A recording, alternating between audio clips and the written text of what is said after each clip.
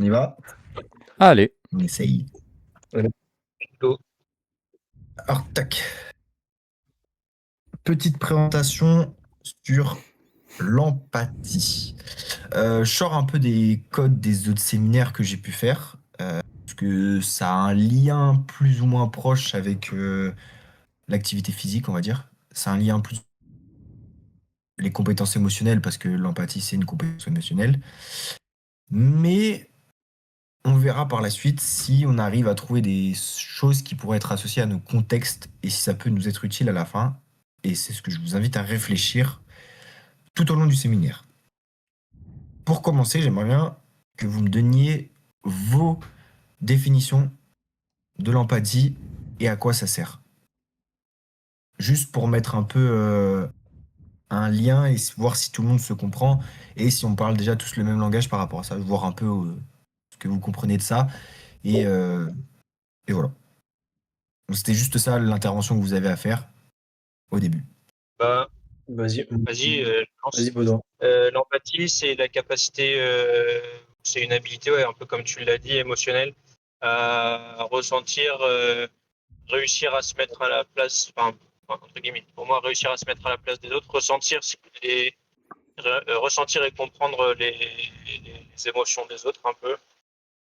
Donc ça sert à, on va dire, à avoir une communication intelligente et une compréhension de l'autre adéquate, on va dire. Voilà. Vira, t'allais prendre la parole tout à l'heure?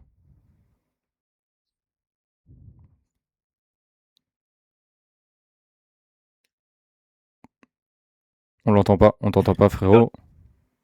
On a perdu Vira. Tu t'es démute, mais Ok. derrière. Là, c'est Ah bon. voilà, ça y est.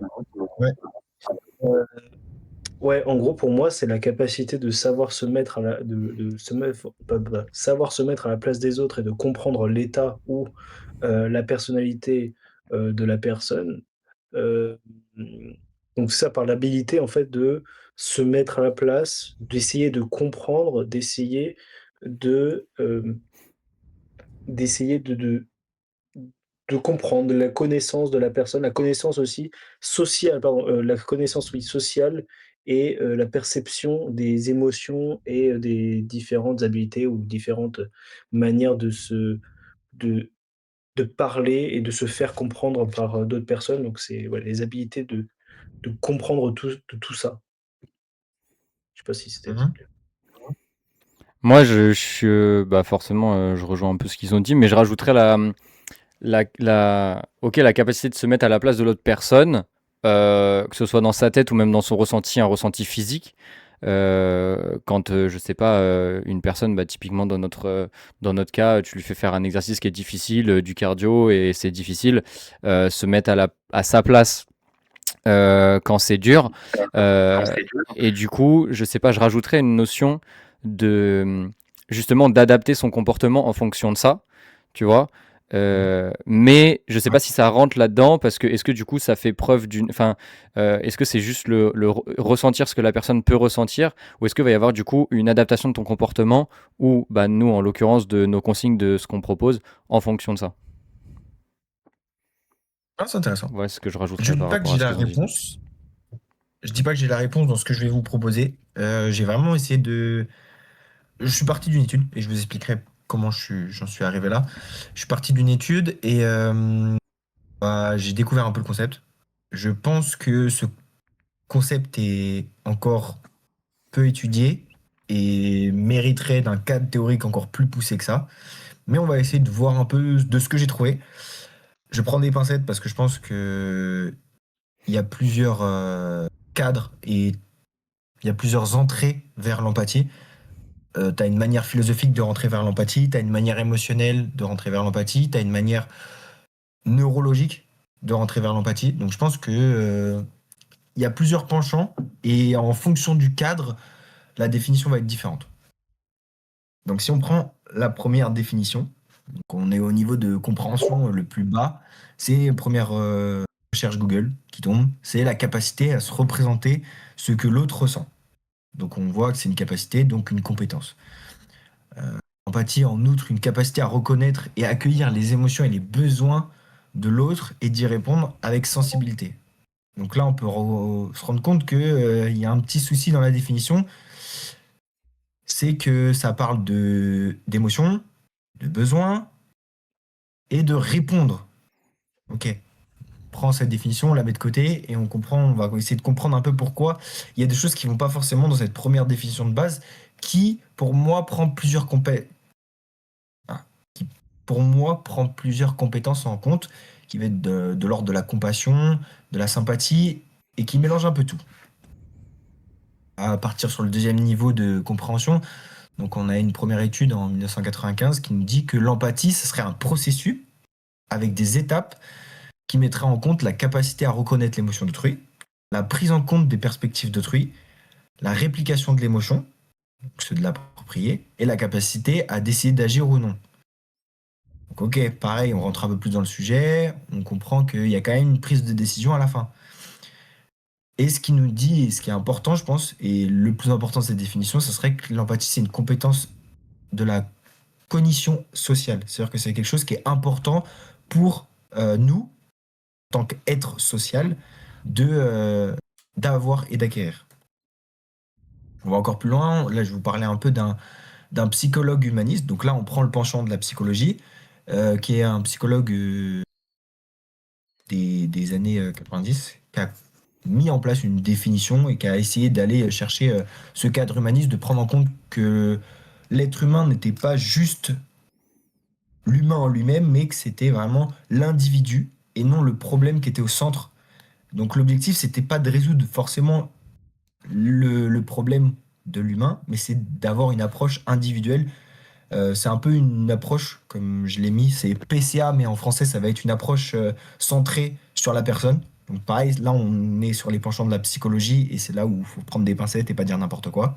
Donc pour lui, l'empathie, être empathique, donc c'est un état, ça va être de percevoir le cadre de référence interne d'autrui aussi précisément que possible et avec les composantes émotionnelles et les significations qui lui appartiennent comme si l'on était cette personne, mais sans prendre le point de vue du condition comme si. Donc en gros, c'est sans se mettre à la place de la personne, sans ressentir les choses. On va encore plus loin. Aujourd'hui, on définira l'empathie comme la capacité à se mettre à la place de l'autre pour comprendre ses sentiments et ses émotions. L'empathie repose sur notre capacité à reconnaître autrui comme un semblable, mais sans la confusion d'être lui-même, donc de ressentir. Donc, elle conditionne notre raisonnement social et nos comportements moraux. Pour pouvoir voir qu'il y a un impact au niveau de l'inclusion et au niveau moral, et c'est là où ça va être en compte. Donc on peut voir que De Cety, pardon, en 2004, il a commencé à créer cette définition-là, et il a mis... Attendez, hop, je voulais pas reparler de ça. Un côté plutôt émotionnel, donc ça va être plutôt tout ce qui va être par rapport au ressenti, qui va caractériser par tout le penchant émotionnel, et de l'autre côté, le côté cognitif, ça va être tout ce qui est par rapport à la compréhension. Donc une fois qu'on a défini ces deux choses-là, ça va être intéressant de voir le côté ressenti et le côté compréhension.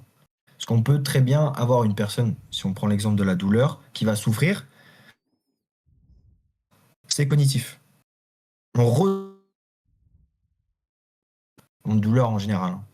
On ne prend pas de cas particulier. Attends, On Proust, repasse sur excuse-moi, ça. parce que je pense que je suis pas le seul. Vera, tu me confirmeras, mais t'as pas mal bugué là sur la diapo. Rien. Ça a eu pas mal de bugs, de coupures, de machin. Donc si tu peux reprendre la diapo, s'il te plaît. Pareil. Parce Celle-là. que là, c'était pas. Ouais, parce que là, c'était Ouais, si. pas clair. Ok. Donc en gros, dans la définition qu'ils ont mis en place, il y a deux caractéristiques à l'empathie.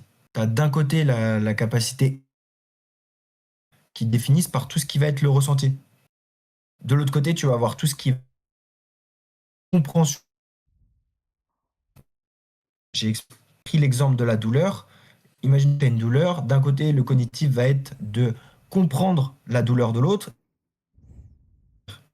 Donc on ressent, par exemple, imaginons que tu as une douleur d'épaule, je ressens la douleur.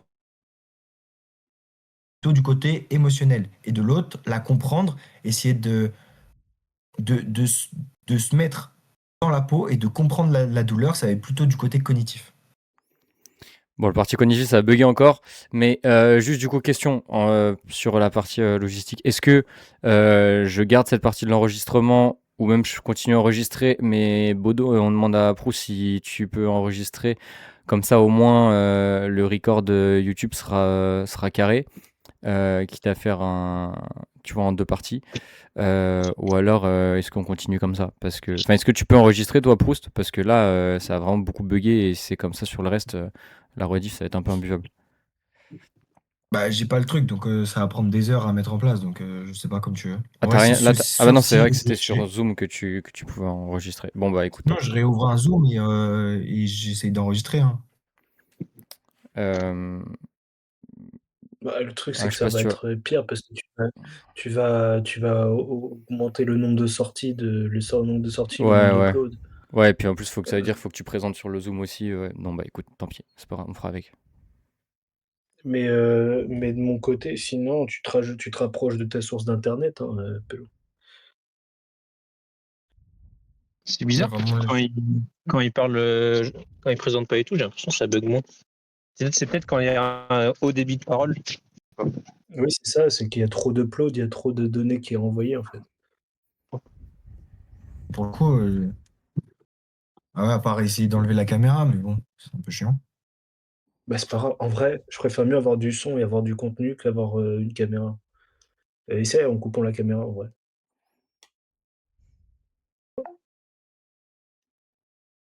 Et maintenant, regarde, essaie d'avoir une conversation. Regarde, ça passe. C'est un peu mieux là ou pas du tout? Bon, on va voir, vas-y. Bah, faut Non, continuer. beaucoup, ouais. Ok, on reprend. Donc, une des théories et d'un des cadres de l'empathie, des cadres théoriques de l'empathie, c'est que c'est un processus multicomposante. Donc on voit le partage affectif, donc ressentir ce que l'autre ressent, la reconnaissance de soi et de l'autre, savoir que l'émotion vient de l'autre, la prise en compte de la perspective, donc comprendre la cognition, de l'état mental de l'autre, et bien sûr une côté un peu plus régulation des émotions. Donc vous voyez, on entre encore dans d'autres modèles de régulation d'émotions, d'un penchant de ce côté-là. Et vous voyez que là, c'est pour ça que j'ai échangé un peu les diapos et que j'ai remis celle-là avant, c'est qu'on voit les deux côtés, d'un côté affectif et émotionnel et de l'autre un peu compréhension cognitive. C'est mieux ou pas au niveau de la compréhension ou pas Écoute, du là, tout? ça va, ouais. Ouais, carrément. Ok, bon, bah, on continue comme ça. À la suite de ça, de cette première étude où j'ai commencé à comprendre un peu le cadre théorique de l'empathie, je suis tombé sur une étude de neurophysiologie, du coup, qui décrivait un petit peu tout le cadre autour de l'empathie. Bon, ça à prendre encore avec des pincettes, ça date de 2010. Il y a eu des études qui ont été plus récentes aujourd'hui. Et du coup, ça va être intéressant de comprendre un peu le penchant neurologique.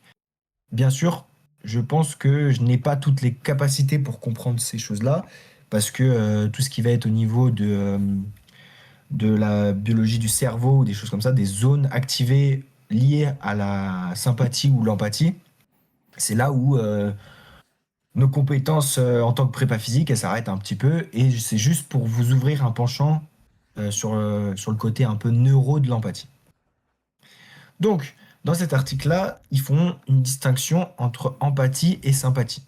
Donc l'empathie, comme on l'a dit, ça va être la capacité à partager, comprendre des états émotionnels et affectifs. Ils oublient un peu le côté compréhension, mais ils en parlent un peu à la suite de l'étude.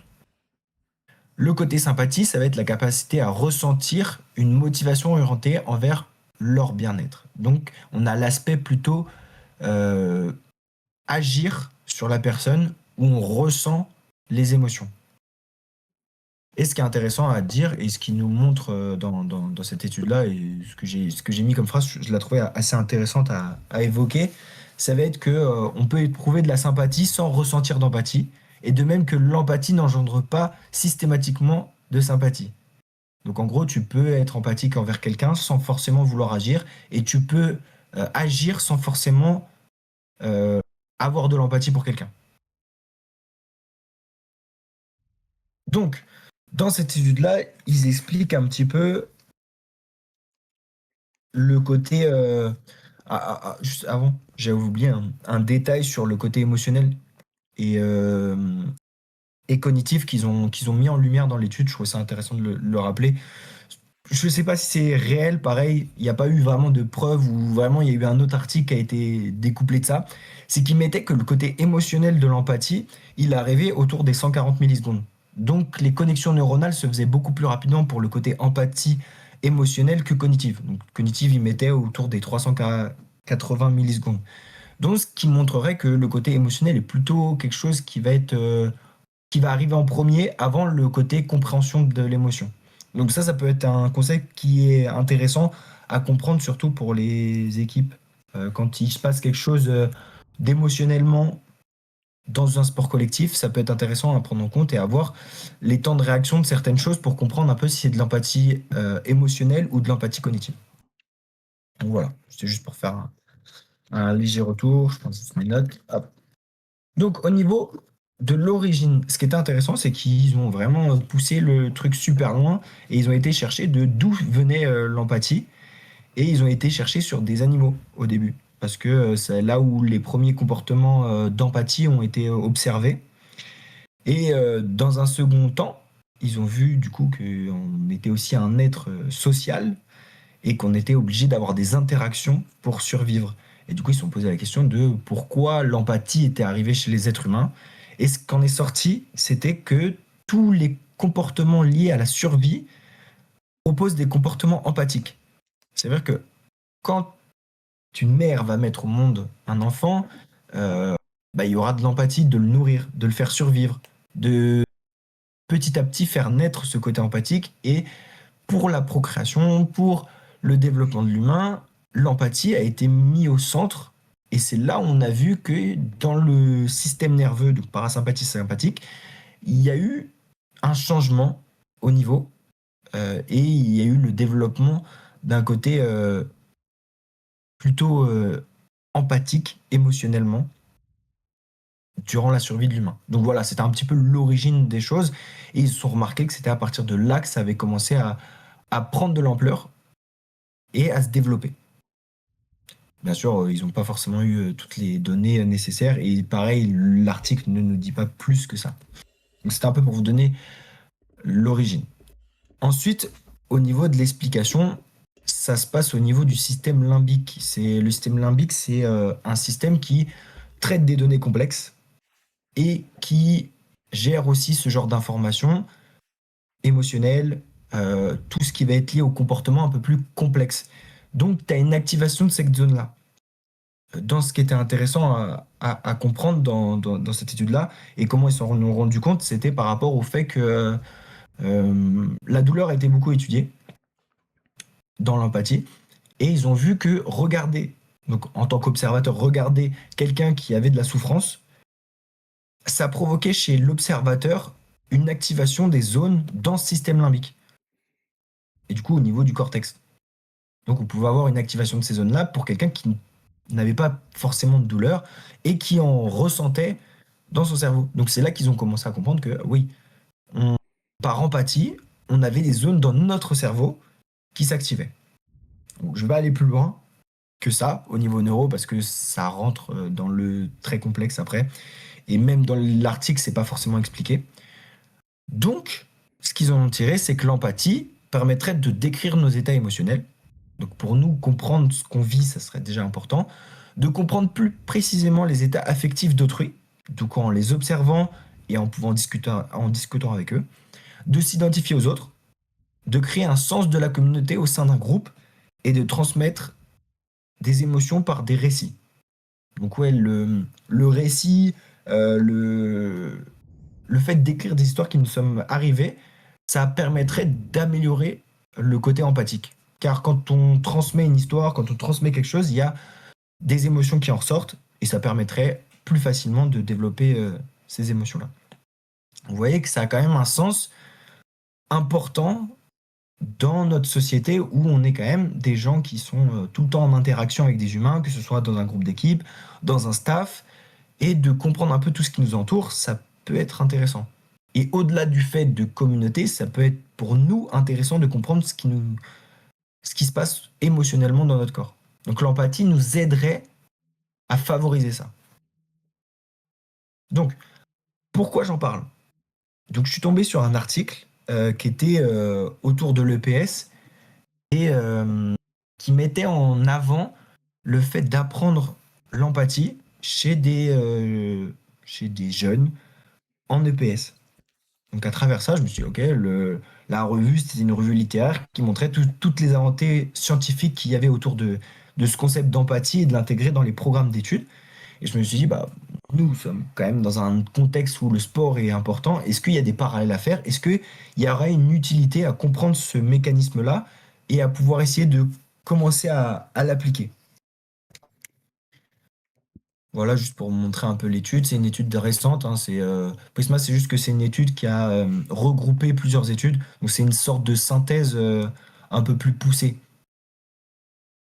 Il n'y aura pas forcément elle nous apprend pas forcément de choses intéressantes, enfin, de méthodes miracles pour développer l'empathie, mais c'est juste un état des lieux de ce qui se passe. Ce qui est intéressant à comprendre, c'est que elle a étudié, elle a sorti toutes les études qui ont parlé d'empathie. Donc c'est un truc qui était énorme il y a eu énormément d'études, mais ils en ont ressorti que 21. 21 articles qui ont été sélectionnés, analysés. Et ce qui était intéressant à comprendre, c'était que la moitié des études étaient d'ordre européen. Et là, on voit où le plus de personnes parlent du côté empathique, c'est en Espagne. Voilà. Ils ont trouvé ça intéressant de mettre en avant que ce côté empathique était fort aux Européens et qui s'est fortement développé dans cette partie-là et surtout en Espagne. Donc voilà, c'était un peu l'aparté que je trouvais intéressante à mettre en valeur parce que je pense que dans nos sociétés, c'est quelque chose qui a un lien avec le fait que l'empathie se développe. Nos comportements, le fait que le groupe soit une valeur importante et qu'on ne soit pas chacun de notre côté.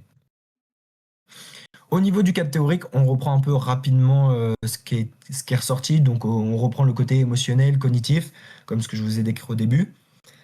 Plus de la compréhension. Au niveau de cet article, il y a deux penchants qui ont été mis en valeur. C'est que d'un côté, tu as des articles qui sortent que cette empathie serait innée, donc on ne pourrait pas la développer, dans ce qu'ils ont pu dire, et que d'autres, elles pourraient être cultivées par de l'expérience.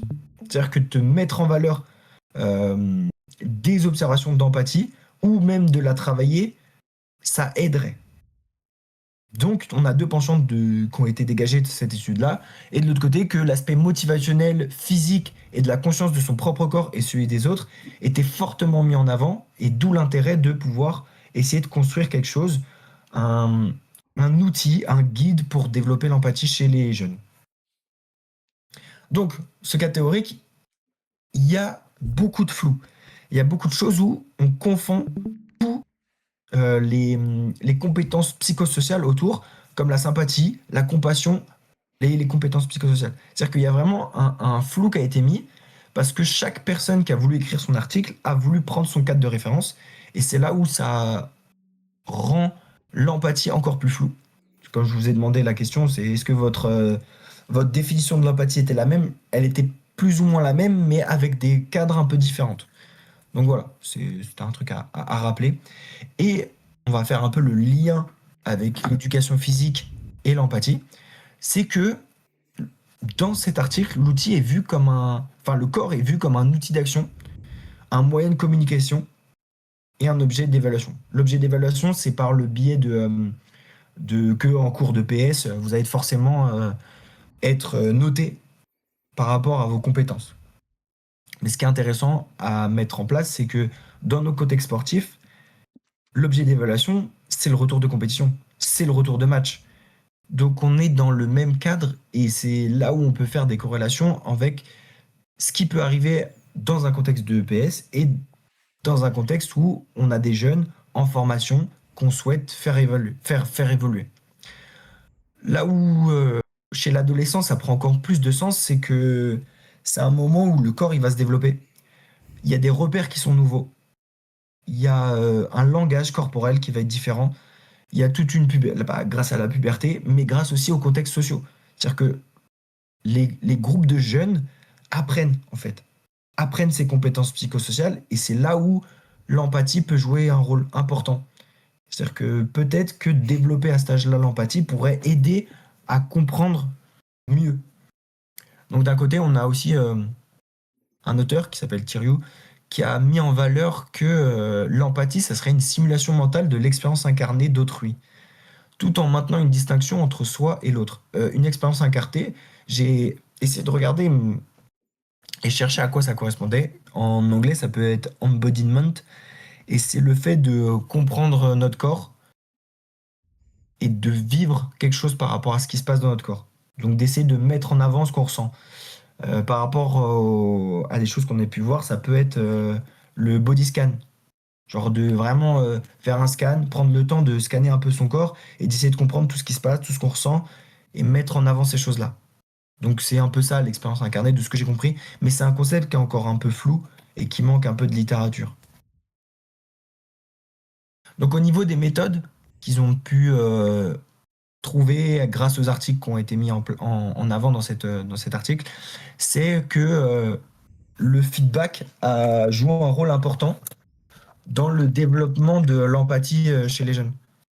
Et ils ont montré que en fonction des feedbacks qu'on pouvait donner, eh ben, le jeune comprenait plus ou moins bien ce qui se passait pour lui ou pour les autres.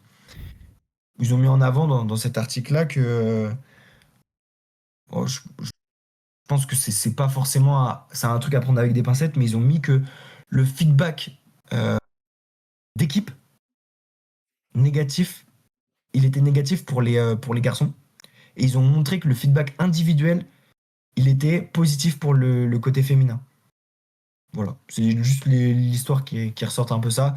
Donc en fait, faire un retour sur ce qui se passe, sur ce qui a été compris, peut avoir une influence sur le développement de l'empathie. Pareil, des programmes socio-affectifs, donc avec un travail un peu plus complexe. Le respect mutuel, donc avec un cadre, des normes. Ils ont mis en place aussi des activités liées au théâtre ou à des activités artistiques. Je ne l'ai pas mis là, mais il y avait aussi des jeux de rôle et la mise en place de récits pour essayer de comprendre l'état émotionnel des autres. Là où ça manque d'informations, c'est que c'est très complexe, l'empathie, et qu'il y a beaucoup de manque de clarté dans chaque article qu'ils ont pu trouver. Dans les articles où ils ont montré le développement, ils n'avaient pas tous le même cadre de référence via l'évaluation. Et on en reparlera après quand je vous parlerai des tests. Ils n'ont pas du tout pris en compte l'empathie corporelle, donc la mise en place des gestes, des postures et des mouvements particuliers qui peuvent avoir une influence dans la compréhension de l'émotion. Bien sûr, juste pour vous resituer un petit peu, les intervenants pédagogiques, ils n'ont pas forcément été formés à cette empathie. Ils n'ont pas été formés correctement. Donc ça peut avoir un problématique sur la méthode utilisée et pourquoi l'une marcherait mieux que l'autre. Les ressources qui nous manquent, c'est-à-dire est-ce qu'on a assez d'enseignants pour mettre ça en place, le climat social qui peut être différent en fonction de là où vous mettez en place ces interventions. C'était un petit peu les biais de cette étude-là. Je ne sais pas si vous vous souvenez, avec Émeric Guillot, on avait vu un test de trait de personnalité avec 15 mots qui pouvaient faire référence à du coup à cette compétence. Donc là, on était sur l'égocentrisme et l'empathie, qui mettaient en opposé alors qu'elle n'est pas forcément mise en opposé dans la réalité. Et fallait rayer ce qui ne nous correspondait pas. Et en fonction de ça, on avait une tendance à être plutôt empathique ou plutôt égocentrique. C'est un test de trait de personnalité qui marche, donc qui a été mis en place en 2017, qui a été mis en place aussi sur les autres traits de personnalité. Voilà ce que j'ai trouvé au niveau des tests qui pouvaient être mis en place. Et dans l'étude, il montre aussi des tests qui peuvent être mis en place sur le côté émotionnel et cognitif de l'empathie pour savoir votre sujet, de quel côté il est, s'il est plus émotionnel, s'il est plus cognitif. Et c'est là où je pense qu'il faut prendre des pincettes sur ce sujet-là, c'est que les études, elles n'ont pas utilisé toutes le même cadre de référence, et du coup, elles n'ont pas toutes évalué la même chose. Donc pour dire que ouais, le théâtre va permettre de développer de l'empathie chez les jeunes, bah, en fonction du test qu'on va avoir, ça va pas forcément avoir de lien. Donc c'est là où j'ai mis les warnings dessus. J'ai trouvé ça marrant. Ça, c'est juste un peu le côté blague du truc.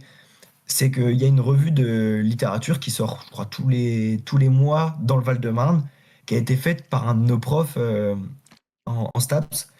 Et je suis tombé sur ça. C'était une intervention un peu décrivant l'empathie. Bon, là, c'est un peu un penchant psycho, encore. Et on va avoir les étapes de construction de l'empathie. Donc, il nous parle de l'empathie intersubjective, d'accepter que l'autre peut être empathique. Enfin, c'est un modèle qui est un peu intéressant, mais je vais pas le plus le développer que ça parce que c'était juste pour vous mettre en valeur que c'est un sujet d'actualité, c'est une intervention qui a été faite récemment où ils essayent de mettre en valeur ce côté empathique et d'essayer de comprendre. Bon, là, c'était plus sur le développement des jeunes, donc tu as l'aspect psycho encore, et donc c'est pour ça que c'est pas forcément intéressant et un peu hors sujet par rapport à ça. Donc voilà, c'est juste l'aparté. Au niveau de nous, ce qu'on peut mettre en place, et ce qui peut toujours être intéressant, je pense, pour essayer de développer ce côté empathique dans nos staffs, euh, dans nos équipes, ou même en suivi individuel. Donc, on peut voir que l'apprentissage coopératif, donc de pouvoir réaliser une tâche ensemble, bah, ça peut développer la responsabilité, ça peut développer des compréhensions de l'autre, essayer de mettre en place un lien entre nos athlètes. Donc, je pense que dans tous les cas, ça peut être intéressant. Des ateliers autour des formes de communication et pas que par le langage. Là où ça peut être intéressant, c'est surtout sur les sports d'équipe où on parle énormément de contagion émotionnelle. Peut-être que de mettre des ateliers autour de la communication et du langage verbal et non verbal peut être intéressant pour aider à développer ça. L'introspection, avec de l'analyse vidéo ou même de l'auto-analyse ou même de l'analyse d'autres personnes de l'équipe, peuvent être intéressants en faisant, bien sûr, ressortir tout ce qui va être intéressant autour de la conscience, de l'émotion, du ressenti, de la compréhension. Ce qui pouvait être intéressant aussi et que j'ai vu passer, c'est la lecture et les films et tout ce qui va être lié à l'ouverture de la culture. Et là, vous allez me dire pourquoi. Eh ben parce que quand on lit un livre, souvent on va essayer de s'associer aux personnages qui sont décrits. Donc on va essayer de se mettre à la place et de se mettre à la place, ça peut faire développer notre côté empathique et faire ressortir les émotions du personnage qu'on pourrait ressentir. Donc c'est là où ça peut être intéressant. Et bien sûr, tout le travail autour de la conscience de soi, donc autour des activités artistiques, du théâtre et des jeux de rôle, comme ce qui a pu être présenté dans l'étude. Je pense que ces côtés-là, en période de off-saison, peuvent être potentiellement utilisés dans le côté un peu pédagogique de nos pratiques. Au niveau des limites que j'ai pu ressentir en travaillant sur ce sujet-là, c'est qu'il y a énormément d'études, il y a énormément de choses qui ont pu être faites, et il y a un des choses que j'ai vu, ou qui peut être une ouverture, même pas forcément qu'une limite, c'est au milieu des neurones miroirs. C'est-à-dire qu'il y a un penchant qui décrirait que on ressent et on comprend mieux les émotions des autres parce qu'on a des neurones miroirs, et du coup, dans notre cortex, ça s'active quand on ressent et qu'on perçoit les émotions des autres. Et donc, ce serait lié à ça. Malheureusement, il y a pas mal d'études où ça reste encore flou et le lien réel n'a pas été encore réellement prouvé. Donc ça a encore à prendre des facettes. Et pareil, toutes les confusions avec tout ce qui peut être autour de la régulation de l'émotion, de la contagion émotionnelle, bah en fait, c'est un peu l'empathie qui va être mis en fourre-tout, où on va tout mettre dedans, on va dire ah bah oui, bah c'est de la compréhension émotionnelle, alors que pas forcément. Donc je pense que là où il faut faire attention, c'est vraiment reprendre le contexte, reprendre un cadre théorique spécifique dans lequel on peut discuter, échanger par rapport à cette empathie. Et j'ai regardé aussi ce documentaire Arte qui est un peu provocateur, on va dire, parce que là, je vous parle de l'empathie en bien, comme quoi c'est intéressant, qu'il faudrait peut-être la développer. Et je vois ça, je tombe sur cette idée d'Arte qui met en valeur une psychologue qui dirait ouais, mais c'est pas bien de l'empathie. Donc là où elle alerte sur l'empathie et ses problèmes sociétals, on va dire, c'est que notre société, elle crée notre empathie. C'est-à-dire qu'on est dans une société où on va être empathique plus ou moins par rapport à l'éducation qu'on a eue, par rapport à la scolarité qu'on a eue, par rapport au contexte de vie qu'on a eu. C'est-à-dire que quelqu'un qui vit complètement à l'opposé de nous, va avoir de l'empathie pour des choses qui sont pas forcément les mêmes que nous. L'empathie, elle n'est pas commune. Elle va être vraiment fondamentalement créée par notre identité, par qui on est. Et une question simple, et qui a été mise en valeur dans ce document-là, c'est entre l'Ukraine et le Pakistan. Vous êtes plus empathique envers qui? C'est-à-dire que si on avait une question à vous poser, pour qui donnerez-vous de l'argent? Si vous devez aider, par exemple, s'il y a une catastrophe au Pakistan ou il y a la guerre en Ukraine, qui vous serait aidé? Et la plupart des articles qui ont été mis en valeur dans ce documentaire-là, c'est que on a tendance à favoriser euh, l'empathie vers celui qui nous correspond. C'est-à-dire que si on s'identifie plus à quelqu'un, eh ben on va être beaucoup plus empathique envers lui, et donc on va beaucoup plus vouloir essayer d'aider. Et c'est là où ça crée une problématique où l'empathie, bah, elle va être favorable à des inégalités. Et c'est là où ça peut être non intéressant. Je crois que j'ai tout dit par rapport à ça. Mais c'était intéressant ce documentaire-là. Je vous le conseille à vous ouvrir un peu l'esprit par rapport à ça. Et ce qui faisait ressortir aussi, c'était, et on l'a peut-être tous remarqué, c'est que quand on est en contexte sportif, par exemple, Baudin pour ton handballeuse, quand il y a une joueuse qui se blesse, un joueur qui se blesse en face, et ben le phénomène d'empathie, il va être inversé. C'est-à-dire qu'on va vouloir, enfin, on va percevoir aucune douleur si c'est l'équipe adverse qui se blesse, contrairement à si c'est une joueuse de notre équipe qui se blesse.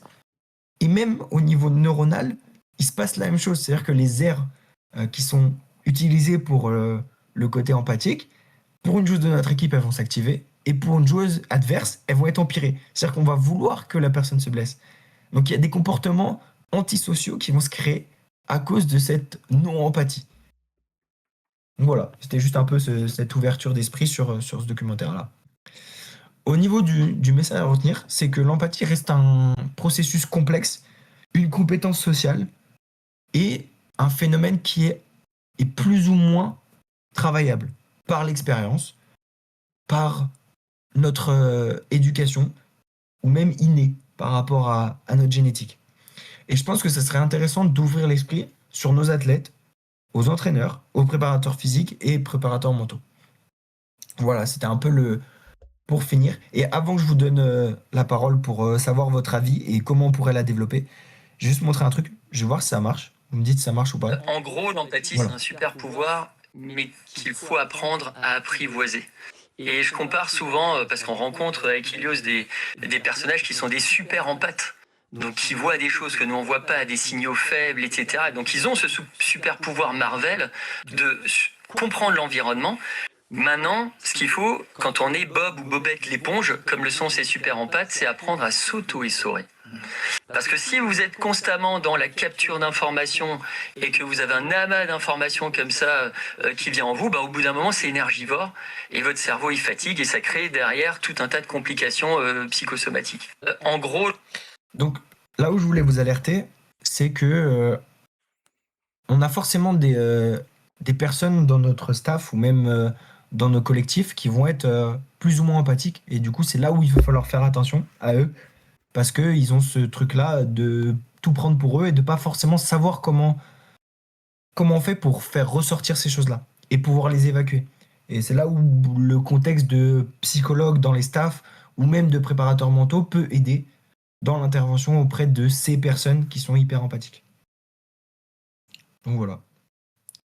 Hop. D'avoir écouté. J'aimerais bien aussi avoir votre avis sur l'utilisation de l'empathie et l'importance de développer l'empathie dans vos staffs ou même chez vos jeunes ou l'impact que ça pourrait avoir. Messieurs,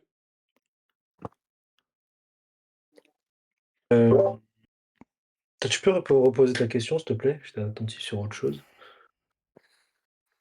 En gros, c'est est-ce que ça, pour vous, ça aurait une importance de développer l'empathie dans vos staffs, auprès de vos jeunes, auprès des athlètes, et comment vous pourrez le faire? Je Moi pense, pardon, Vira, vas-y. ouais, j'ai eu un exemple très bien ce week-end où j'ai eu du coup une formation avec les DTN du de la fédé d'athlétisme qui sont venus ici à Madère pour faire des formations et cetera et ils ont ramené tous leurs athlètes et hem et certains de nos athlètes ont été invités aussi à venir aux entraînements, donc non pas pendant la formation parce qu'en fait, il y avait une partie, qui était, comment on peut dire? Une partie, théorique et aussi plutôt à côté une partie plutôt pratique. Ils ont ét donc du coup, ils ont été invités vraiment sur les entraînements, à faire les mêmes entraînements et cetera ou en tout cas, venir faire partie de l'entraînement, on devait partager le matériel et tout et j'ai un de mes athlètes qui est venu enfin, on a parlé et j'ai demandé: «Alors du coup, ça s'est passé comment?» parce que j'étais pas avec eux et il m'a dit: «Purée, c'était vraiment cool» et ce qui est génial, c'est que ces athlètes-là, ils nous ont directement, inclus. Inclus avec eux, on parlait super facilement avec eux, c'était super bien. Des fois, je suis déjà allé à des, entraînements ou en tout cas à des, rassemblements avec, d'autres personnes, d'autres clubs et en fait, on n'a pas été accueillis de la même manière ou en tout cas, on n'a pas été assimilés de la même manière et pour en venir en fait à ta question, Mathieu, et ben, à un moment donné, on a parlé de notre club et j'ai dit: «Beh, il y avait un truc, il m'a dit: «C'était super bien parce que sur tous les entraînements, sur tout ce qu'ils faisaient pendant l'entraînement, tous les athlètes ils s'appuyaient, ils se donnaient du courage, ils se corrigeaient. Quand il y avait besoin de donner une indication et que l'entraîneur, il avait pas donné une telle indication ou qu'au contraire, par exemple, on avait un entraîneur, il était tout seul sur, 4 sports différents. Donc, un qui était au saut à la perche, l'autre qui était au saut en longueur, l'autre qui était en train de faire, du sprint et bah, quand l'entraîneur était pas dispo, bah, en fait, les personnes entre eux, ils se donnaient soit ils s'appuyaient, soit ils se donnaient des indications, technico-tactiques, enfin bref, des trucs comme ça. Et j'étais là et je me disais: «Mais tu vois, moi je vous l'ai déjà dit tellement à l'entraînement que c'est ce qu'il vous devez avoir les uns avec les autres. Vous en tant qu'athlète, vous devez tout le temps, même à l'entraînement, c'est pas que le jour de la compétition, vous devez être là et vous dire: «Allez, on va se donner de la force, on va s'aider» et cetera. Et ça m'a juste je me suis rendu compte d'un truc, c'est que s'il vient nous parler si, mon athlète est venu me parler de, bah, en fait, à l'entraînement, on ne fait pas ça, ou en tout cas, on se donne pas de la force de la même manière, bah, en fait, ça veut dire quoi? Ça veut dire que, il y a un peu une partie de chacun pour soi ou en mode, OK, on est tous potes les uns avec les autres, mais par contre derrière, pour vraiment le sujet en lui-même, notre sport, bah, en fait, on est un peu chacun pour soi. Hem et je me suis rendu compte de ça et c'est vrai que je m'étais déjà fait la réflexion, j'en avais déjà parlé, mais réellement, qu'est-ce qu'on peut mettre en place pour, heu, pour en tout cas essayer de permettre de se mettre à la place des autres, de se permettre d'avoir un peu plus de compréhension avec, de la personne en face et bah, je pense c'est Heu, inclure peut-être, en tout cas nous dans nos sports, inclure un peu plus l'athlète dans son projet ou en tout cas dans le projet de son équipe ou de son équipe en lui-même et de le mettre à la place un peu plus de notre vision d'entraîneur. Où en fait on n'a pas de fa on forcément enfin, on doit pas avoir de favori, on n'a pas une personne en tête, on n'a pas on a un groupe.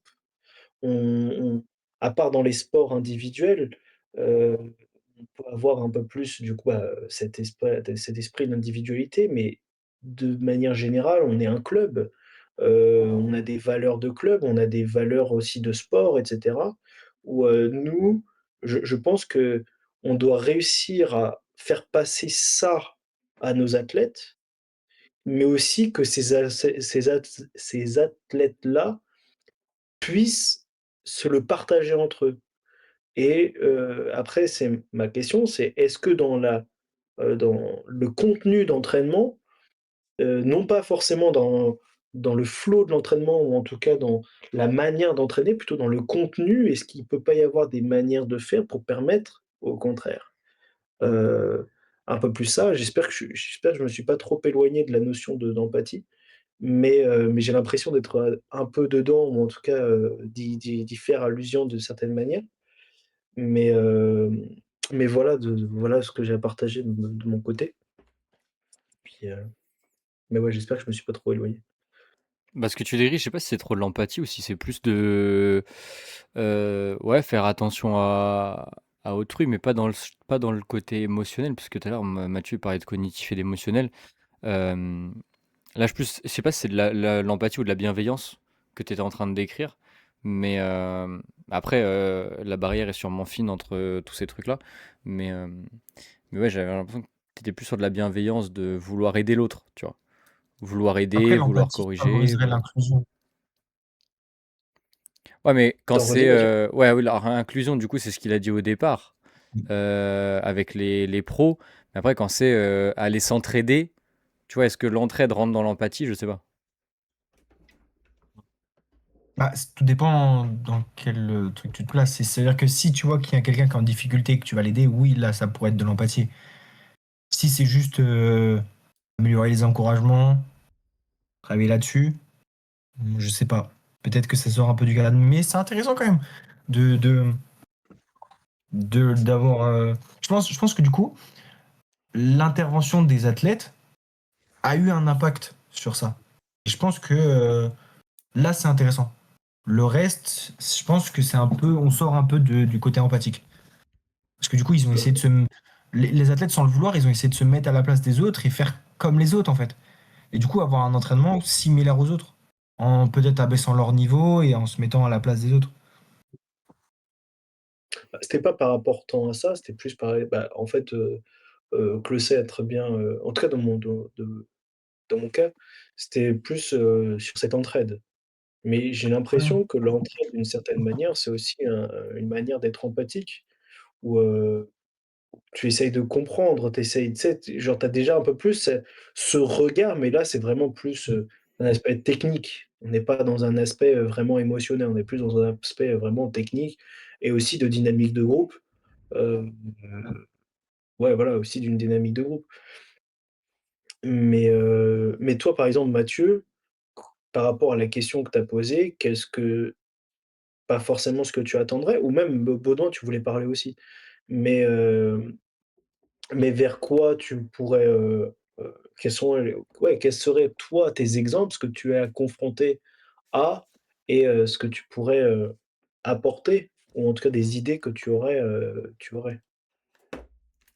Dans ce que j'ai. Dans ce qu'ils tendent à faire comprendre dans l'étude, c'est que la prise de conscience du corps pourrait être un outil de développement. Donc, c'est-à-dire que en prenant conscience de notre corps, en prenant conscience du corps des autres et de ce qu'on peut faire avec, que ce soit au niveau du langage, au niveau physique, au niveau moteur, et ben en fait, tu aurais une empathie motrice qui En pourrait se gros, quand développer. tu sais, quand arrives à comprendre ce qui se passe chez toi, qu'est-ce qui déclenche ces choses-là, ces émotions, ces ressentis, etc., tu es plus apte à détecter les signaux de ces émotions-là, ces ressentis-là chez les autres. C'est ça. Et du coup, ça permettrait quand même de, pour les sports d'équipe, en général, pouvoir développer Oui, des compétences sociales importantes. oui. Après, moi, pour répondre à la question de base, qui était quand même comment vous la... Enfin, qu'est-ce que... Quelle place vous mettez... À quelle place vous mettez l'empathie dans votre contexte et comment vous la développeriez? Je pense que si je prends mon contexte qui est le tennis, c'est ultra... Comment dire? C'est une compétence qui est hyper importante, mais qui peut te servir aussi bien que te desservir. Parce que dans un sport comme le tennis, qui est très très très mental, où tu as beaucoup de temps pour réfléchir, par exemple, une petite douleur qui va pas être significative, qui va pas être grave, qui va pas être, peut devenir un truc dans ta tête, un truc de ouf dans ta tête. Tu vois, je vais avoir une toute petite douleur au genou, un petit truc de rien du tout, qui aura disparu demain. Mais en fonction du contexte du match, en fonction de si je gagne 5-0 dans le premier set ou je perds 5-0 ou il y a 3-3, et ben la douleur, je vais la ressentir complètement différemment. Et ça va être plus un pur biais cognitif du contexte du match. Et dans ce cas-là, et ça marche aussi à l'entraînement, hein, ça peut être la même chose. Si tu es bien dans ton entraînement, si t'es pas bien, c'est la même chose. Et autant dans les sports collectifs notamment, tu vas pas forcément avoir le temps d'y réfléchir parce que si tu joues au foot ou au basket et que ça enchaîne, ça enchaîne, ça enchaîne, tu vas pas avoir le temps de dire ah j'ai un petit peu mal là. Enfin, l'adrénaline va te pousser, va t'envoyer, va te faire continuer à jouer. Ça va partir, ça va disparaître, surtout tu vas même pas y repenser. Le coach va pas être que avec toi et donc va pas pouvoir justement faire preuve de cette empathie ou de pas en faire preuve justement en se penchant sur ton cas. Ça va être, tu vas être dans le flow et ça va fonctionner. Alors que dans le tennis, bah voilà, on va s'arrêter. Ah, t'as un petit bobo là, ah, t'as un truc, t'as ceci, t'as cela. Ou dans le match, ah bah là j'ai un peu mal, j'ai un peu ceci, j'ai un peu cela, tu vois. Et donc je pense que ça peut être aussi bien bénéfique que pas bénéfique parce que effectivement va falloir faire preuve d'empathie si la personne elle a une vraie blessure, si elle a un vrai problème, une vraie pathologie, si c'est vraiment dur, tu vois. Et là, tu vas chercher à réguler. Mais par contre, dans le cas où en fait la personne se fait un monde de la blessure qui en fait n'est pas une blessure où elle doit faire abstraction de cette douleur parce que bah faut aller gagner le match, parce que bah faut continuer à s'entraîner, parce que tu as quelqu'un en face ou quoi au caisse. Là, il y a du coup cette notion d'empathie qu'on disait tout à l'heure de se mettre à la place d'eux, mais il y a aussi cette notion de est-ce que je vais adapter mon comportement ou pas. Parce qu'en fait, si tu adaptes constamment, bah tu pousses jamais la personne non plus dans ses retranchements. Tu vois, comme quand c'est dur au cardio, par exemple, si à chaque fois tu dis ah bah attends, là t'es un peu dans la zone rouge, du coup on va s'arrêter, bah non, faut continuer, tu vois. Donc en fait, l'empathie, faut en faire preuve, mais derrière, est-ce qu'il faut faire preuve Je dirais pas forcément je dirais pas que c'est de la faiblesse d'adapter son comportement à chaque fois, mais est-ce qu'il faut du coup adapter son comportement dans tous les cas en sachant pertinemment que la personne, elle souffre, elle a mal, et ça revient à ce que Baudouin nous racontait la dernière fois sur la douleur, justement. Ben, je pense que c'est compliqué à gérer, tu vois. Faut savoir se mettre à la place d'eux, mais derrière, le comportement que tu vas adopter, ça va être le plus compliqué à gérer.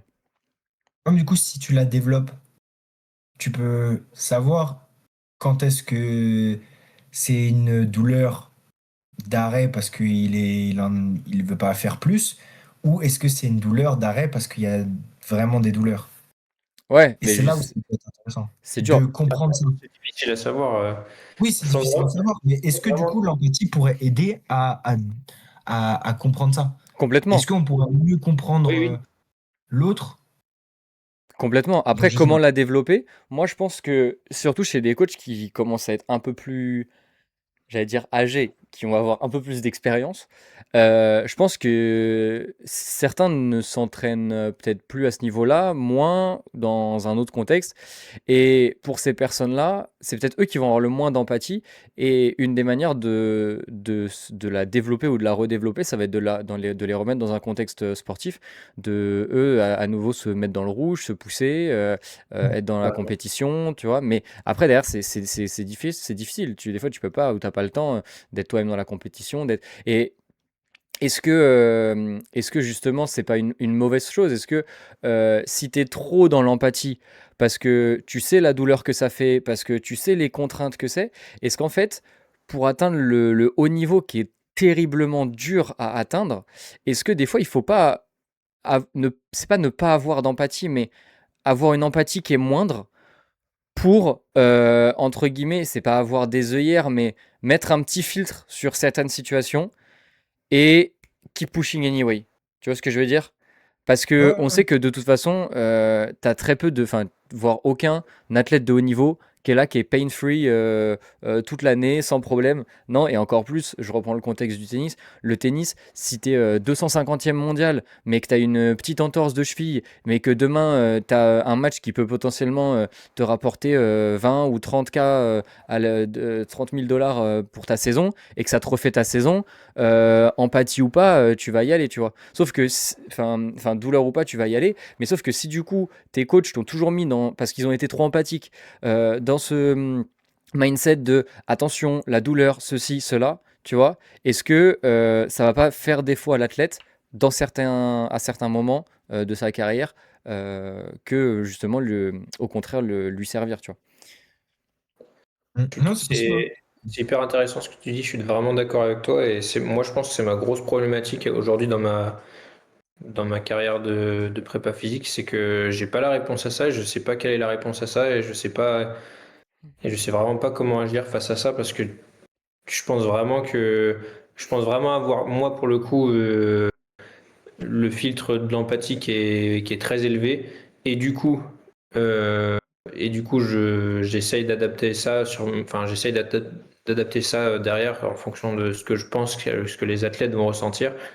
Mais peut-être que je prépare pas assez du coup au niveau pas en chouchoutant, mais en disant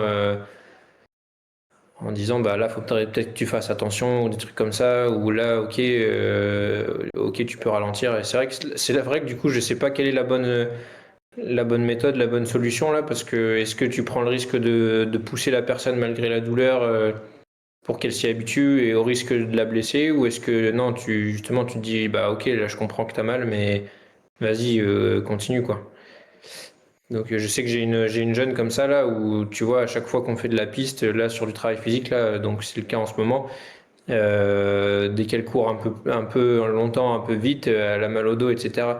Et ça se voit, je sais pas si du coup c'est vrai ou pas. Est-ce que c'est parce qu'elle elle arrive sur un seuil de difficulté dont elle n'a pas l'habitude et elle se voile un peu la face en disant qu'elle a mal au dos pour éviter de pousser son corps un peu plus loin. Sauf que moi, du coup, en place d'entraîneur de prépa physique, je sais pas si je dois la pousser au risque qu'elle marche plus le lendemain ou un truc comme ça, ou C'est justement au difficile, hein. risque du coup, bah, je développe pas ses qualités, quoi. Ouais, c'est difficile, franchement, surtout dans un contexte comme ça, purement physique, où la personne, en théorie, elle doit se pousser, sauf que ils sont pas tous capables de se pousser, justement. Où je vais avoir un petit truc comme ça. Après, personnellement, pour avoir eu le cas, alors c'est un peu différent, mais cet été, je fais faire de la piste à des gamins, tu vois, une minute, un truc bien dur. J'ai un petit, la veille ou 2 jours avant, il était allé à la plage, je sais pas comment il a fait, il a shooté dans une pierre. Et du coup, il avait hyper mal à l'orteil, tu vois. Et bah là, pour le coup, tu vois, j'allais pas arrêter toute la séance pour lui. J'étais avec tout le monde, fallait que je mette de l'émulation et tout. Je pouvais pas dire à des gamins de 12 13 ans, bah allez courir. Et moi, m'occuper de lui sur le côté comme un petit privilégié qui s'est mis le pied dans une pierre, tu vois. Et du coup, j'étais en mode, bah fuck it, tu cours. Et il l'a fait, et voilà, après, c'était. Mais c'est parce qu'aussi, c'était pas une. Je me suis dit, ok, ça va être chiant pour lui, je comprends, il allait à 2 à l'heure, il était là, il faisait la grimace. Mais bah déjà, ça va lui apprendre à faire attention, parce qu'il évitera de shooter dans les pierres la prochaine fois. Et deux, et bah, enfin, qu'est-ce que je voulais dire? Je sais même plus. Heu, mais 2, tu vas prendre ton mal en patience, ça va durer une demi heure et puis voilà, après, ce sera terminé.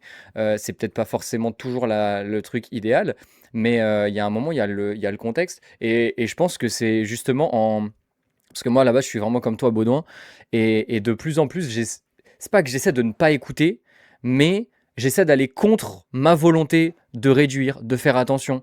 Et j'ai l'impression que plus je fais ça, plus ma perception de la personne, elle cheat ou elle cheat pas, elle s'affine. Parce que le problème avec nous autres préparateurs physiques, je pense qu'on est du coup fondamentalement des personnes qui sont capables de se mettre dans le rouge. Et du coup, c'est difficile de se mettre à la place de quelqu'un qui va tricher, pas faire les échauffements, pas vouloir être dans le rouge. Tu vois, c'est difficile de comprendre cette psychologie-là quand toi, tu es capable de le faire. Et que tu as la volonté de le faire par toi-même en plus. C'est même pas quelqu'un qui te prend par la faute des fesses, qui te dit va courir 20 bornes. Non, c'est nous, on va de nous-mêmes, et on a choisi ce métier, je pense, pour ça, se mettre dans des situations comme ça.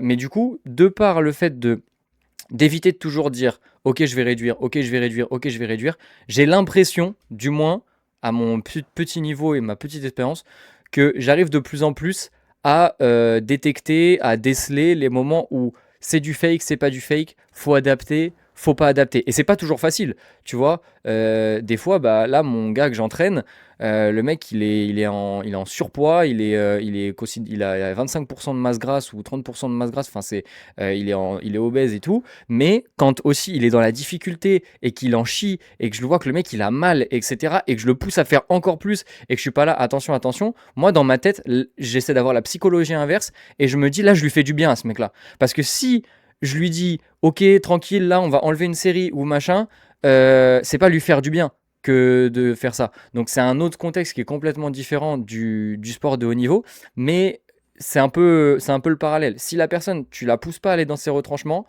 à moins que vraiment ce soit une douleur, et je pense que les gens, à un moment, il y aura très peu de personnes qui vont vraiment se pousser, quitte presque à se blesser par conviction de ce que tu es en train de leur dire. Je pense que si les gens ils continuent quand tu les pousses alors qu'ils ont mal, c'est qu'ils peuvent fondamentalement le faire. Le jour où ils peuvent pas, vraiment, s'ils sont honnêtes avec eux-mêmes, ce qui n'est pas toujours le cas, mais un minimum, et avec toi, ils te le diront. Genre le jour où vraiment, moi, ce mec-là, ça m'est arrivé une fois. Et mec, je l'ai arraché pendant 9 semaines, là, je l'arrache. Et une fois, il m'a dit non, là, genre là, même, enfin, il y a un truc, c'était complètement différent, mais il s'était fait un peu mal et tout. Il dit là, je peux pas. Là, vraiment, je peux pas. Il dit, c'est pas que je veux pas, hein. Tu m'as vu, ça fait 9 semaines, tu m'arraches tous les jours. Là, vraiment, je peux pas. Et c'est arrivé une fois en genre 30 séances, tu vois. Où il a un petit peu give up. Mais du coup, à ce moment-là, tu dis, bon, ok, ou tu t'en perds. Ça veut pas dire tout ou rien. C'est bah ok, mais on va faire la moitié. Ou alors, là, à ce moment-là, j'ai remplacé. À ce moment-là, j'ai dit, ok, on va pas faire cet exercice-là. On va pas faire ces deux-là. Par contre, je te remplace par celui-là, tu vois. Mais c'est passé par le processus de pas toujours dire justement vas-y tranquille et pas toujours faire preuve d'empathie, je pense. Même si l'empathie, du coup, on l'a vu, c'est pas forcément agir en fonction de ce que tu ressens, c'est déjà ressentir. Et je pense que du coup, on est fondamentalement comme ça. Maintenant, comment tu vas agir face à ça, c'est comme ça que j'ai réussi à changer un peu. Ouais, non, mais je suis d'accord avec toi. Je sais que moi, en 3 ans, là, la première année, les meufs sur la piste, j'arrivais, je leur proposais un truc. Et il y a celles pour qui qui étaient déjà dans une dynamique de professionnalisme, qui se sont déjà mises dans le mal, bah là ça va. Et puis après, il y en a d'autres pour qui comprenaient pas parce que c'était hyper dur et que des fois, bah, elles étaient dans une difficulté pure, donc ça râlait ou des trucs comme ça. Et moi, ça, au début, et même encore aujourd'hui parfois, je me dis putain, comment je dois agir face à ça. Mais c'est vrai que je prends de plus en plus de recul et je me dis de plus en plus, non, t'as prévu ta séance, tu sais ce que t'as prévu toi, t'as calibré les trucs, Exactement. elle va dans le mal, c'est normal, vas-y, va jusqu'au bout de ton truc. Et en fait, tu te rends compte que même elles, au final, elles te le rendent beaucoup mieux parce qu'elles se sont mis dans le mal, mais déjà, elles sont fières d'avoir fini les trucs, Mm. elles se sont poussées ensemble, t'as cette cohésion d'équipe aussi qui en ressort. Enfin, t'en 100%. tires souvent beaucoup de positifs et comme tu dis, les joueuses elles sont pros. Enfin, moi dans mon contexte elles sont pros et quand elles peuvent plus faire les choses ou qu'elles ont des douleurs qui sont, enfin elles te le disent et c'est plus du coup pour le CF, pour les jeunes du centre de formation qui vont plus être à même de pas connaître leur corps ou des choses comme ça où là c'est plus difficile à gérer. Ouais, plus Mais après difficile du à coup elles gérer. sont. Mais en même temps, je lisais ça, je sais plus où, justement sur l'aspect mental d'être dans cette zone rouge, tu vois. Et c'est un truc qui s'apprend, c'est un truc qui est pas inné, parce que ton cerveau, il fait tout pour éviter ce genre de situation. Donc, si on t'apprend pas justement quand tu es jeune adolescent, jeune adulte, à te pousser un peu dans à tes retranchements, t'arriveras jamais à des niveaux où moi j'ai vu des joueurs de basket à qui j'ai fait faire du cardio, être sur le côté, leur mettre le cardio fréquence mètre, et les mecs ils étaient en genre le mec il était, je sais plus, on faisait peut-être 1 minute, et il était à 190. Et le mec, et il ralentissait pas. Et franchement, je regarde le graphique à la fin du cardio fréquence mètre et même moi, j'ai halluciné. J'étais en mode, le mec arrive à se mettre dans cette zone, à y rester. Franchement, c'est que mentalement, il a un seuil, alors soit de résistance à la douleur, hein, ce qui est possible, mais une résistance mentale, tu vois, qui est forte. Et ça se développe forcément par être dans la zone rouge parce que ton coach, soit même si même si c'est la méthode bourrin des anciens coachs, vas-y, sprint pendant 800 mètres, ce qui n'existe pas, mais tu vois, et bah tu apprends à être comme ça. Et donc autant je pense que tu dis pour les pros, elles, ça va créer une émulation, ça va créer un truc de fierté. Pour les jeunes, bah peut-être qu'au début ça va être compliqué, mais justement tu vas leur apprendre et c'est juste le passage nécessaire pour arriver à l'autre étape après, quoi. Ouais. Bah, du coup, et pour recentrer un peu en même temps sur le truc sur la présentation de Mathieu, l'empathie, du coup, ça va, je pense vraiment, je le vois comme ça va être un filtre de compréhension, et ça va pas plus loin que ça. Et après, c'est à toi, avec ton expérience et ce que tu as compris, de prendre la décision de faire telle ou telle chose, d'arrêter ou de continuer. Et du coup, moi, pour revenir par rapport à, je me disais là tout à l'heure, pour les meufs du CF ou un truc comme ça, peut-être que alors soit dans l'empathie, dans ta compréhension de son ressenti à elle, tu te dis, ouais, elle a mal, Et du coup, ben, tu te dis, tu veux pas pousser un peu ça parce que ça peut être une blessure.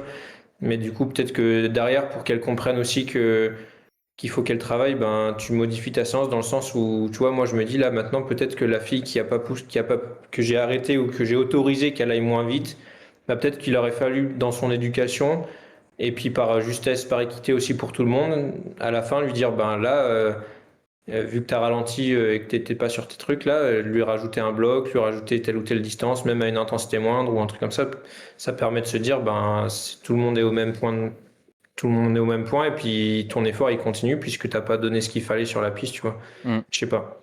Ouais, non, non, c'est clair. Et il y a un moment, parce que oui, il y a cette notion d'équité aussi, tu vois. C'est vrai que Ouais. quand j'étais avec l'équipe de foot au Canada, à la fin, on faisait, mince, comment on avait appelé ça là? Je sais plus, mais en gros, à la fin des matchs, moi je recordais toutes les minutes en live, et comme ça, à la fin, on savait exactement qui avait été entre 0 et 15, entre 15 et 45, et qui avait fait plus d'une mi-temps complète, enfin bref. Et à la fin, du coup, les filles qui avaient fait entre temps et temps, elles faisaient X tempo run en plus, X sprint en plus, X accélération en plus. Celles qui avaient fait entre, bah, ça devait être 0 et 20, 20 et 45, et pareil, elles en faisaient mais moins. Et celles qui avaient fait au-delà des 45, qui avaient fait en gros au moins une mi-temps complète, voire plus, elles avaient rien du tout. Et on avait acté ça en début de saison. Du coup, donc on faisait ça nous dès la pré-saison. Et après, ça commençait à dire ouais, mais là, moi, à quelques secondes près, je fais ça, machin. Et en fait, tu peux pas à un moment discuter avec tout le monde. Sinon, ah bah oui, mais moi, du coup, j'ai fait un tout petit peu plus. Moi, là, j'ai fait un tout petit peu moins. Ouais, mais en vrai, j'ai ci, j'ai ça. Non, tu vois, il y a un moment, faut trancher. C'est comme ça. C'est pour le coup, là, c'est blanc ou noir. Parce que si c'est toujours un peu gris, c'est toujours un peu gris pour tout le monde. Et du coup, tu vas toujours devoir argumenter, argumenter, argumenter. Ouais. Alors que là, tu vois, tu pourrais ah oui, toi, c'est vrai que tu joues à tel poste, donc tu cours un peu plus. Non, on fait comme ça, clac, clac, clac. Ça dépend du contexte, bien sûr. Si dans le contexte, tu peux individualiser pour chaque joueur exactement le truc, mais on revient au concept d'individualisation dont on avait parlé il y a quelques temps, c'est infernal. Et du coup, là, tu peux pas, typiquement dans ces genres de contextes, faire preuve d'empathie. Faut que ce soit ça pour tout le monde, et sinon, tu t'en sors jamais, quoi. Ouais, mais que cette petite question pour activer la réflexion. Si tes filles elles comprennent pas que la séance elle est faite comme ça pour faire ça, est-ce que c'est pas un manque de compréhension de leur part et donc peut-être de développer cette compétence de Ouais, mais du coup, compréhension? c'est pas de l'empathie. Bah, Toi, plus tu ou fais moins, preuve parce que d'empathie en comprenant ce qu'elle veut dire, ok. Derrière, tu choisis d'agir ou non, en l'occurrence, non. Par contre, ça ne veut pas dire qu'en amont, toi ou le staff n'a pas été clair sur l'objectif de cet exercice, de cet extra cardio, tu vois, pour reprendre cet ouais, exemple-là. ouais. Mais par contre, ça veut dire que c'est dissocié. Et là, Mm. le problème, il vient pas de l'empathie, le problème vient de la communication. Parce Oui que aussi. derrière, une fois que ça, on l'avait fait une fois, etc. Et après, il y en a peut-être que justement, ça avait été mal expliqué par, bah, enfin, en l'occurrence, c'était pas moi, tu vois, mais le prépa physique ou la coach. Une fois que c'était arrivé, en plus, les filles, je pense, elles s'attendaient pas, tu vois, à ce moment-là, quand je suis allé avec elles en Mm. road trip, j'avais mon iPad, je faisais les minutes Vira comme on faisait à l'accro et tout. J'avais vraiment le truc carré et tout. Et du coup, quand je suis arrivé et que j'avais les noms exacts, toi tu cours, toi tu fais ça, bam bam, il y en a qui étaient un peu surpris et football plus, enfin j'allais dire plus féminin, pas forcément, mais football, il y en a toujours qui essaient tu vois, c'est pas forcément des fois les plus gros athlètes ou les plus grosses bourrines, quoi. Donc il y en a qui sont, vas-y, bon bah j'y vais, il y en a qui sont un peu là, je vais essayer de gruger un peu. Mais du coup, à partir du deuxième match, c'était j'ai la feuille, nombre de minutes, pam pam pam, toi tu fais ça, et il y a eu un peu de discussion la première fois, et après il n'y avait plus de discussion. C'était carré, et hop, ça allait courir, quoi. Ça a donné d'ailleurs les photos que je vous avais envoyées là pour quand on avait fait les trucs, le fameux, là quand tu m'as pris dans le soleil, le boug là, c'était à ces moments-là, là. Les meufs elles étaient trop contentes. Elles venaient d'envoyer un match, il faisait 40 degrés. Et hop, allez vas-y, on va se faire un petit extra cardio, ils étaient au bout de leur life. Mais c'était rigolo. Et à la fin, comme Baudon il dit, t'en ressors content, fier de toi, et t'as ce truc de j'ai pas give up.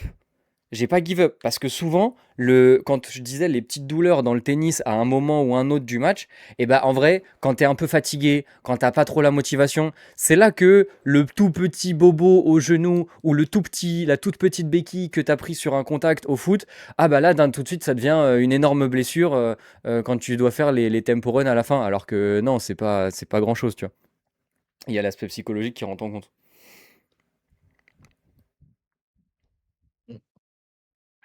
Bon, Mhm. les gars, je suis désolé, moi je vais devoir partir. Mais merci pour le séminaire d'aujourd'hui. Je vous laisse continuer à discuter. Moi, je vous laisse. Ouais, c'est ça, casse-toi. Fuis, fuis. Longue vie. Tu vas en Bisous, soirée, salopard. Ciao, ciao. Je vais même en soirée, c'est pas Tu grave. vas boire du Mais, Porto? ouais, je vais aller boire du Porto. C'est pas d'ici le Porto, mais c'est pas grave. Je vais boire du vin de Madère, lol. Il y a un alcool spécial qui vient de Madère ou pas? Oui, le vin de Madère, le vin de Madère. Monstrueux. Allez, bah enjoy T'as mon le vin gars. de Madère. T'as le, comment on appelle ça, la liqueur de cerise. Oh, C'est c'était une genre trop de bon ça. liqueur de cerise. Ça, c'est super. Avec un petit T'as pastel quoi de aussi? natte.